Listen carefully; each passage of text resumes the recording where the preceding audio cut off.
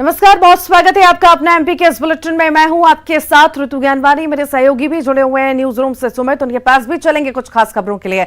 पर सबसे पहले बड़ी खबर आपको दिल्ली से बता दें, बीजेपी संसदीय बोर्ड की बैठक हो रही है। आज शाम 6 बजे संसदीय बोर्ड की बैठक होगी और उपराष्ट्रपति उम्मीदवार के नाम को लेकर यह बैठक होने जा रही है। आज एनडीए के राष्ट्रपति उपराष्ट्रपति उम्मीदवार की घोषणा हो सकती है। दिल्ली में बीजेपी संसदीय बोर्ड की बैठक होने जा रही है। शाम 6 बजे संसदीय बोर्ड की बैठक होगी। उपराष्ट्रपति उम्मीदवार के नाम को लेकर यह बैठक होगी। और आपको बता दें, आज ही एनडीए के उपराष्ट्रपति उम्मीदवार की घोषणा भी हो सकती है।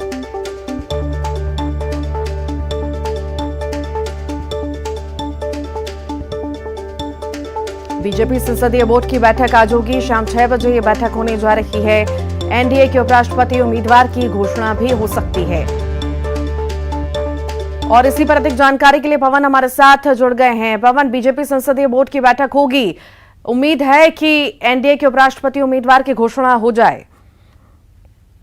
देखिए, शाम को 6 बजे बीजेपी की जो पार्लियामेंट्री बोर्ड है उसकी बैठक होगी। पार्लियामेंट्री बोर्ड में प्रधानमंत्री, गृह मंत्री और राजनाथ सिंह, उनके साथ साथ नितिन गडकरी और जो बीएल संतोष संगठन महामंत्री हैं वो, और मध्य प्रदेश के मुख्यमंत्री शिवराज सिंह चौहान, वो सभी लोग इस बैठक में शामिल होंगे। और बैठक में जो एनडीए के जो उपराष्ट्रपति पद के उम्मीदवार हैं उसके नाम को लेकर चर्चा की जाएगी। और उम्मीद यही की जा रही है कि आज उस नाम की घोषणा भी की जा सकती है। तो तमाम जो एनडीए के सहयोगी हैं उनसे बातचीत करने के बाद, क्योंकि पहले बीजेपी पार्लियामेंट्री बोर्ड में एक नाम पर सहमति बनाई जाएगी और उस नाम पर सहमति बनाने के बाद तमाम जो एनडीए के सहयोगी दल हैं उनको जानकारी देने के बाद में, जैसे कि राष्ट्रपति उम्मीदवार को लेकर घोषणा की थी, वैसे ही आज घोषणा करने की जो संभावना है वो जताई जा रही है। शाम को 6 बजे ये जो बैठक होने वाली है उससे पहले बीजेपी अध्यक्ष जेपी नड्डा और गृह मंत्री अमित शाह दोनों बीजेपी मुख्यालय पहुंच चुके हैं और पार्लियामेंट्री बोर्ड की बैठक से पहले दोनों ही लोग आपस में बैठ के बातचीत कर रहे हैं।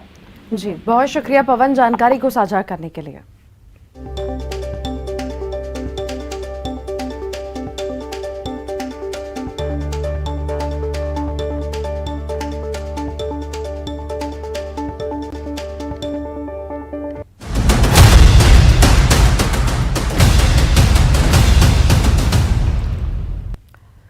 शहर की सरकार कौन बनेगा सरदार? कल आएंगे निकाय चुनाव के नतीजे। जी हां, काउंटिंग की तैयारियां लगभग पूरी कर ली गई हैं। सुरक्षा के पुख्ता इंतजाम कर लिए गए हैं। अब बस इंतजार है कल नतीजे आने का। सबकी निगाहें वहीं टिकी हुई हैं कि आखिर शहर की सरकार में कौन आखिर सरदार बनेगा। कल नतीजे आएंगे निकाय चुनाव के और काउंटिंग की तैयारियां भी लगभग पूरी कर ली गई हैं। सुरक्षा के पुख्ता इंतजाम भी कर लिए गए हैं।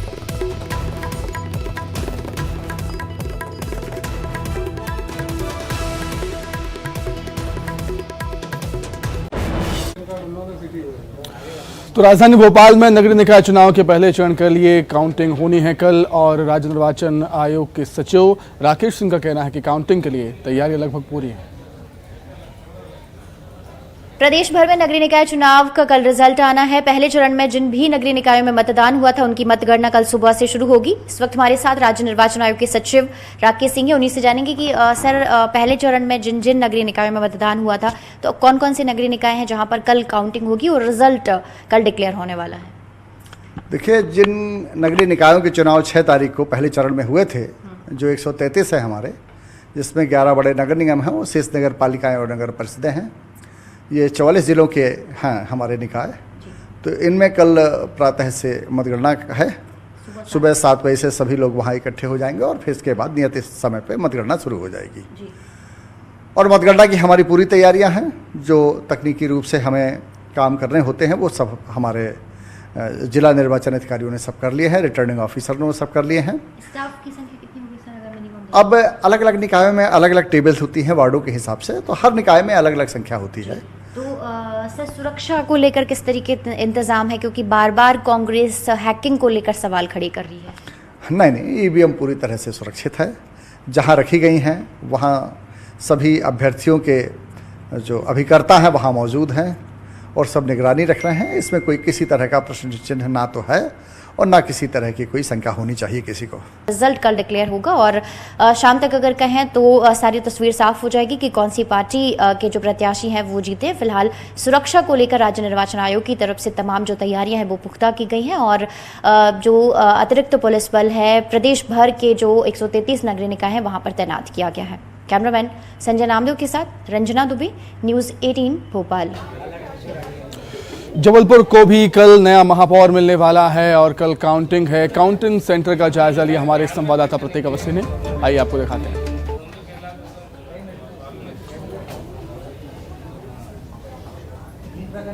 सरकार आखिर किसकी बनेगी, इस बात का फैसला कल हो जाएगा जब मतगणना का काम शुरू होगा और लगभग 2 बजे तक तस्वीर संभवतः साफ हो सकती है।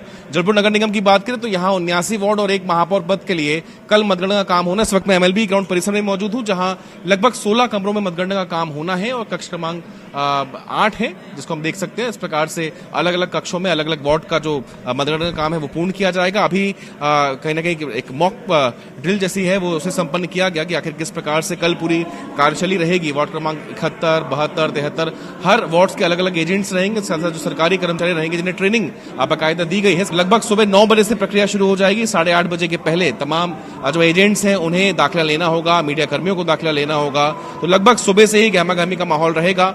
बेशक जैसा कि मैं बता रहा हूं 2 बजे के आसपास तक संभवतः तस्वीर साफ हो जाए। 79 वार्डों के लिए 23 से 24 राउंड लगभग होने हैं और मेयर के साथ साथ 79 वार्डों अगर जो चुनाव है वो भी कल हो जाएगा। तो आखिर नगर सरकार में किसकी जीत होती है इस बात के फैसले का इंतजार हर किसी को है और कल इसका दिन रहेगा। कैमरा पर्सन विद मिश्रा के साथ प्रतीक अवस्थी, न्यूज़ 18 जबलपुर। तो कल निकाय चुनाव के लिए काउंटिंग होनी है। राजधानी भोपाल की पुरानी जेल को स्ट्रांग रूम बनाया गया है। स्ट्रांग रूम की निगरानी के लिए वहां पर CCTV लगाए गए हैं कैमरे, मतलब सुरक्षा के पुख्ता इंतजाम।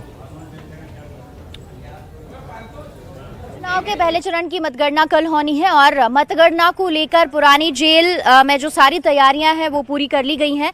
आप देखेंगे कि सुरक्षा को लेकर जो तमाम इंतजामात हैं वो पुरानी जेल के आसपास किए गए हैं और यहाँ पर 3 लेयर में जो सुरक्षा है वो करी गई है। पहली लेयर यहाँ पर बनाई गई है और उसके बाद जो दूसरी लेयर और 3 लेयर बनाई गई और 3rd लेयर के बाद जो बैरिकेड लगाए गए हैं उसके आगे किसी को भी जाने की जो अनुमति है वो नहीं दी गई है। जो मतगणना में अधिकारी और कर्मचारी रहेंगे सिर्फ और सिर्फ वही इस 3rd लेयर के बाद प्रवेश कर सकेंगे। और आप इस तरफ देखेंगे कि ये डॉम तैयार किया गया है जहां पर मीडिया सेंटर तैयार किया जा रहा है जिसमें मीडिया के तमाम जो लोग यहां पर रहेंगे और यहीं से जो सारी जानकारी है मतगणना को लेकर वो दी जाएगी। जगह जगह पर जो बोर्ड है वो लगाए गए हैं कि ये जो आगे वाला बैरिकेड देख रहे हैं इसके आगे जो मोबाइल फोन है वो प्रतिबंधित रहेगा। और जो पहले चरण में 44 जिलों के 133 निकाय हैं उनकी मतगणना यहां पर होगी। स्ट्रांग रूम ये बनाया गया था और अब यहां पर काउंटिंग होगी जिसमें राजधानी भोपाल के 85 वार्ड शामिल हैं और इस पुरानी जेल के अंदर जहां पर मतगणना होगी इसमें 133 जो टेबल है वो तैयार की गई है और 133 टेबल में हर टेबल पर 3 कर्मचारियों की जो ड्यूटी है वो लगाई गई है और काउंटिंग वही करेंगे। और इस दौरान तमाम जो अधिकारी हैं कर्मचारी हैं वो भी मौजूद रहेंगे। और ये आप देख रहे हैं यहाँ पर CCTV कैमरे की जो निगरानी है वो यहाँ पर लगाई गई है। ये भी दिखाया गया है कि आप सब यहाँ पर CCTV कैमरे की निगरानी में है। और दूसरा, मोबाइल अंदर ले जाना यहाँ से सख्त मना है। तो यही एक पॉइंट है जहाँ से सिर्फ और सिर्फ जो मतगणना में शामिल रहेंगे अधिकारी कर्मचारी और तमाम जो अधिकारी हैं वो यहाँ से अंदर जा सकेंगे। और जो मतगणना है उसमें सुबह 7 बजे से तमाम जो अधिकारी हैं इनकी अंदर एंट्री हो जाएगी और उसके बाद किसी को भी प्रवेश नहीं दिया जाएगा। और सुबह 9 बजे से जो काउंटिंग है वो शुरू हो जाएगी और सुरक्षा व्यवस्था को लेकर तमाम जो इंतजामात हैं वो चाक चौबंद कर लिए गए हैं। कैमरामैन संजय नामदेव के साथ रंजना दुबे, न्यूज़ 18 भोपाल। तो कल होने वाली काउंटिंग से पहले बीजेपी के प्रदेश अध्यक्ष वी डी शर्मा ने प्रेस कॉन्फ्रेंस करते हुए बीजेपी की जीत का दावा किया। उन्होंने कहा है कि बीजेपी प्रचंड बहुमत से जीत रही है, केवल औपचारिक ऐलान होना बाकी है। उन्होंने कहा कि 52 जिलों की 44 जिला पंचायतों में बीजेपी जीत रही है। मध्य प्रदेश के सभी नागरिकों का जिन्होंने भारतीय जनता पार्टी पर जो विश्वास व्यक्त किया है, मैं पूरे मध्य प्रदेश के उन सभी नागरिक बंधुओं का भी, मतदाता भाई और बहनों का भी बहुत हृदय से आभार व्यक्त करता हूं कि उन्होंने इस लोकतंत्र के महायज्ञ में उन्होंने अपनी भूमिका मतदान के साथ जो निभाई और साथ में ही भारतीय जनता पार्टी को विकास के लिए जो वोट किया है, जिसके आधार पर आज भारतीय जनता पार्टी एक प्रचंड बहुमत के साथ इस चुनाव में उतरी है। इसके लिए मैं उन सभी मतदाता साथियों का भी जो पंचायती राज व्यवस्था में उन्होंने पंचायती राज को, लोकतंत्र को मजबूत करने में भूमिका निभाई है, इसके लिए मैं उनको बहुत हृदय से उनका अभिनंदन और धन्यवाद करता हूं। मतगणना के लिए कांग्रेस अलर्ट हो चुकी है। पीसीसी चीफ कमलनाथ खुद संभालेंगे मोर्चा। जी हां, मतगणना में कहीं भी गड़बड़ी तो तुरंत कमलनाथ पहुंचेंगे। लीगल टीम के साथ किसी भी शहर में पहुंचने के लिए हेलीकॉप्टर तैयार रहेगा। भोपाल में विशेष कंट्रोल रूम बनाए गए हैं और कमलनाथ मौजूद रहेंगे। पल पल की गतिविधि पर नजर बनाए रखेंगे। कांग्रेस ने मतगणना के दौरान गड़बड़ी की आशंका जताई है।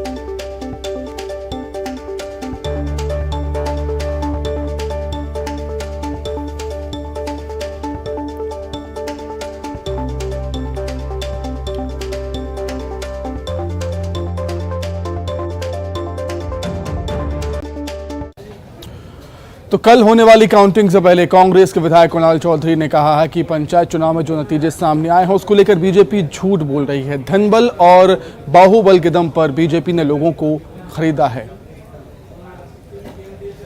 जो आंकड़े अभी पंचायती राज के आए हैं, स्पष्ट रूप से जिन आंकड़ों के बारे में भारतीय जनता पार्टी ने बड़ी बड़ी बातें करी थी कि रोज झूठ नहीं बोलूंगा, मैं महाझूठ भारतीय जनता पार्टी का बोलने का काम करूंगा कि कल भारतीय जनता पार्टी के प्रदेश अध्यक्ष, कांग्रेस के लोगों को सपना आ रहा होगा, उनका जब शासन हुआ करता था 15-20 साल पहले, तब वो ये सारे काम करते होंगे। भारतीय जनता पार्टी तो सारी एजेंसियों को स्वतंत्र छोड़ती है, लोकतांत्रिक आधार पर चुनाव लड़ती है, लोकतांत्रिक आधार पर विजय प्राप्त करती है और अपने अध्यक्ष बनाती है, अपने महापौर बनाती है, अपने विधायक बनाती है। अब कांग्रेसी तो सावन के अंधे हैं, उनको हरा ही हरा दिखता है।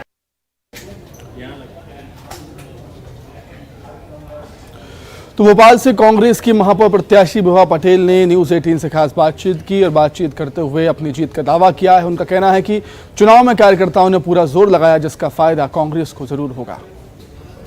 चुनाव के पहले चरण की जो मतगणना है कल होनी, और रिजल्ट को लेकर कितना ज्यादा उत्साह है और कितनी ज्यादा आश्वस्त हैं इस वक्त हमारे साथ कांग्रेस की महापौर पद की प्रत्याशी विभा पटेल जी। उन्हीं से जानेंगे कि मैम, रिजल्ट आना है, कुछ ही घंटे बाकी हैं और रिजल्ट को लेकर और जीत को लेकर कितना ज़्यादा आप आश्वस्त नज़र आ रही हैं? देखिए, हम लोगों ने चुनाव संगठन के दम पर लड़ा, हमारे कांग्रेस कार्यकर्ताओं के भरोसे लड़ा और मुझे पूरा विश्वास है कि उन लोगों की मेहनत सफल होगी। जी मैम, आपको लग रहा है कि आपने जिस तरीके से विकास को लेकर जो आपका संकल्प पत्र है वो जारी किया था, जिसमें रोजगार को लेकर, विकास को लेकर, सड़कों को लेकर और भोपाल का जो पूरा खाका है विकास का वो तैयार किया था, तो इससे विकास के खाके से जनता आपके पक्ष में ज़रूर वोट डाली होगी और आपको जनमत ज़रूर मिला होगा। निश्चित तौर से मैंने जो संकल्प पत्र जारी किया वो हमारी यही भावना थी कि आज अब भोपाल की तस्वीर क्या होनी चाहिए, हमारा भोपाल कैसे विकास करे, भोपाल की तरक्की कैसे हो, ये हमारे उस संकल्प पत्र में हमने संकल्प लिए थे और हम संकल्पों को पूरी तरह से पूरा करेंगे। जी, तो मैम कितना ज़्यादा आश्वस्त? तो वहीं राजधानी भोपाल में निकाय चुनाव के नतीजों से पहले कवायद शुरू हो चुकी है और भोपाल में नगर परिषद के दफ्तर को लेकर काम शुरू हो चुका है। इस दफ्तर को रिनोवेट किया जाएगा और नए कक्ष भी बनाए जाएंगे। नगर निगम परिषद की नई तस्वीर साफ होने में अब बस कुछ घंटे बाकी हैं और उससे पहले ही हम भोपाल नगर निगम परिषद के सभा कक्ष में पहुंचे हैं। यहाँ पर भी नतीजे आने से पहले जो तैयारियां हैं वो मुकम्मल की जा रही हैं। इस वक्त आप देख सकते हैं कि पूरे सभा कक्ष में सफाई अभियान चल रहा है, रिनोवेशन का काम किया जा रहा है, क्योंकि जब कल नतीजे आ जाएंगे उसके बाद नए सिरे से परिषद का गठन होगा, परिषद यहाँ पर बैठेगी। तो जब यहाँ पर नए चुने हुए प्रतिनिधि आए तो उन्हें यहाँ पर स्वच्छ भारत का एहसास हो, स्वच्छता का एहसास हो और पूरे कक्ष को नए सिरे से रिनोवेट किया जाए, ताकि जब नई परिषद बैठे तो नए माहौल के साथ यहाँ से शुरुआत हो। उसको लेकर यहाँ पर तैयारियां चल रही हैं। इस वक्त हम सीधी तस्वीरें आपको भोपाल नगर निगम परिषद के सभा कक्ष से ही दिखा रहे हैं। जानकारी के मुताबिक कुछ नए जो कक्ष हैं मेयर से लेकर अधिकारियों के, वो यहाँ पर और तैयार किए जा रहे हैं।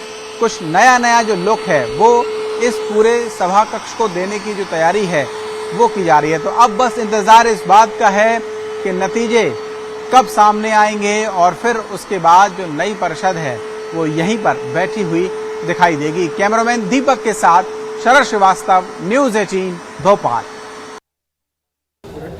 तो राजधानी भोपाल में बढ़ रहे साइबर फ्रॉड को रोकने के लिए साइबर क्राइम की टीम ने एक नंबर जारी किया है, हेल्पलाइन नंबर जारी हुआ है और इस नंबर पर तुरंत ही शिकायत करके आप अपनी समस्याओं का निपटारा करा सकते हैं। और एक अच्छी पहल हम कह सकते हैं साइबर क्राइम की तरफ से यहाँ पर हुई है और नंबर है 9479990636 और इस हेल्पलाइन पर तत्काल शिकायत करके फ्रॉड राशि को रिफंड और होल्ड कराने की संभावना बढ़ जाती है। इस हेल्पलाइन पर जून में 32 शिकायतें आईं और इन मामलों में 13 लाख से अधिक फ्रॉड राशि को रिफंड या होल्ड कराई गई।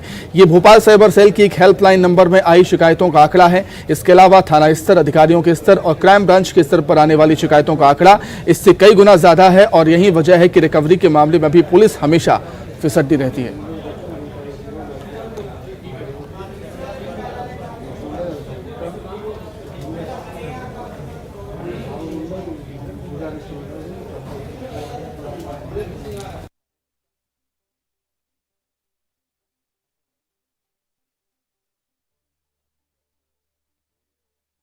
स्टेट की साइबर सेल जो है वो लगातार कार्रवाई कर रही। कार्रवाई में साइबर अपराधियों को पकड़ना, सोशल मीडिया के जो अपराधी उनको पकड़ना, लोगों के साथ फाइनेंशियल हो रहे फ्रॉड को, महिलाओं के साथ जो साइबर स्पेस में हो रही टीजिंग को रोकना, इनका मूलतः काम इस काम में सफलतापूर्वक अंजाम दे रही है और जब शिकायत मिलने पर त्वरित कार्रवाई करती है।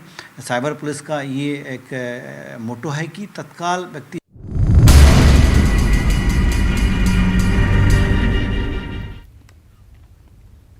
मध्य प्रदेश पर मानसून मेहरबान है। नदियों और डैम के जलस्तर में लगातार बढ़ोतरी हो रही है। मंडला, बालाघाट, कटनी, सागर, दमोह के लिए अलर्ट भी जारी किया गया है। रायसेन, विदिशा, गुना, अशोकनगर के लिए अलर्ट जारी किया गया है। जबलपुर संभाग में बारिश की आशंका है।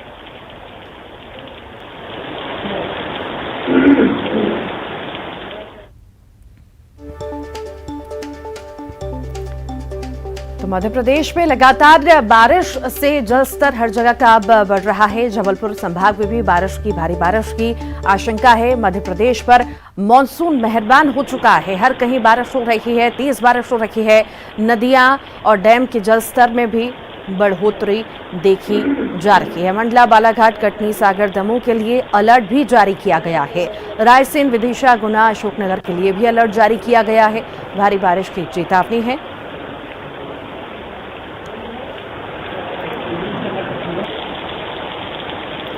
श्योपुर में पार्वती नदी का जलस्तर बढ़ने से सुंडी गांव में 300 से ज्यादा लोग फंसे हैं, तो वहीं 100 से ज्यादा लोग पानी के चलते जलस्तर को देखते हुए गांव छोड़कर ऊंची जगहों पर चले गए हैं। बाढ़ पीड़ित लोगों का कहना है कि जिला प्रशासन की ओर से कोई मदद नहीं मिल पा रही।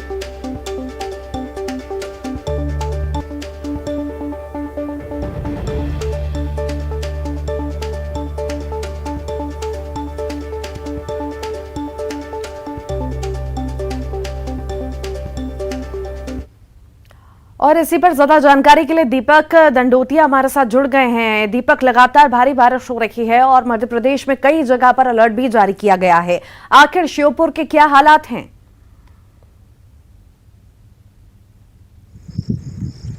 जी, जहां तक श्योपुर की हालातों की बात करें तो पार्वती नदी का उफान पिछले 17 घंटों से जारी बना हुआ है। हालांकि जलस्तर कम हुआ है, लेकिन जो जिले का सुंडी गांव है अभी भी टापू बना हुआ है। ऐसी स्थिति में गांव में करीब 300 से ज्यादा ग्रामीण फंसे हुए हैं, जिनमें बुजुर्ग, महिलाएं और बच्चे भी शामिल हैं।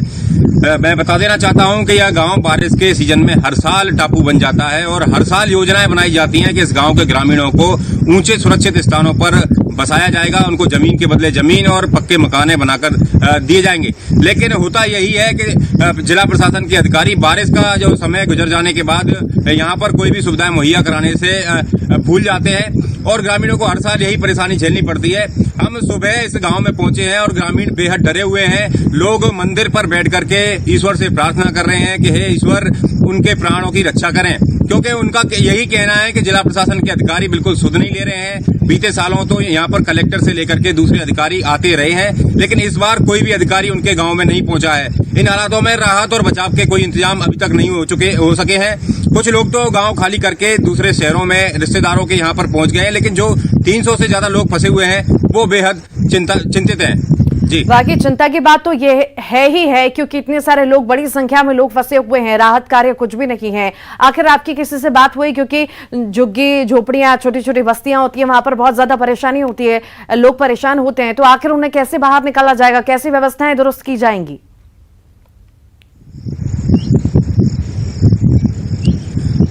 जहां तक व्यवस्थाओं की बात करें तो प्रशासन को यहां पर बारिश होते ही और नदी का जलस्तर बढ़ते ही एक मोटर बोट भेज देनी चाहिए थी। साथ ही जो बाढ़ राहत दल का जो अमला है वो भी यहां पर तैनात कर दिया जाना चाहिए था, लेकिन अभी तक यहां पर इस तरह के कोई इंतजाम नहीं किए गए हैं। इस वजह से जो ग्रामीण हैं, जो बीमार हैं और गर्भवती महिलाएं हैं, उनको जान जोखिम में डाल करके टूटी फूटी लकड़ी की नाव से नदी पार कराने की कोशिश कर रहे हैं। वो ज्यादा लोगों को नदी पार नहीं करा पाते, क्योंकि नदी का जो बहाव है लगातार बढ़ भी रहा है। इस वजह से लोगों को डर भी है कि अचानक अगर नदी का बहाव बढ़ा तो नाव डूब भी सकती है और बड़ी अनहोनी घटना भी हो सकती है। लेकिन वो प्रशासन से बहुत यही मांग कर शुक्रिया रहे हैं। दीपक, जानकारी को साझा करने के लिए।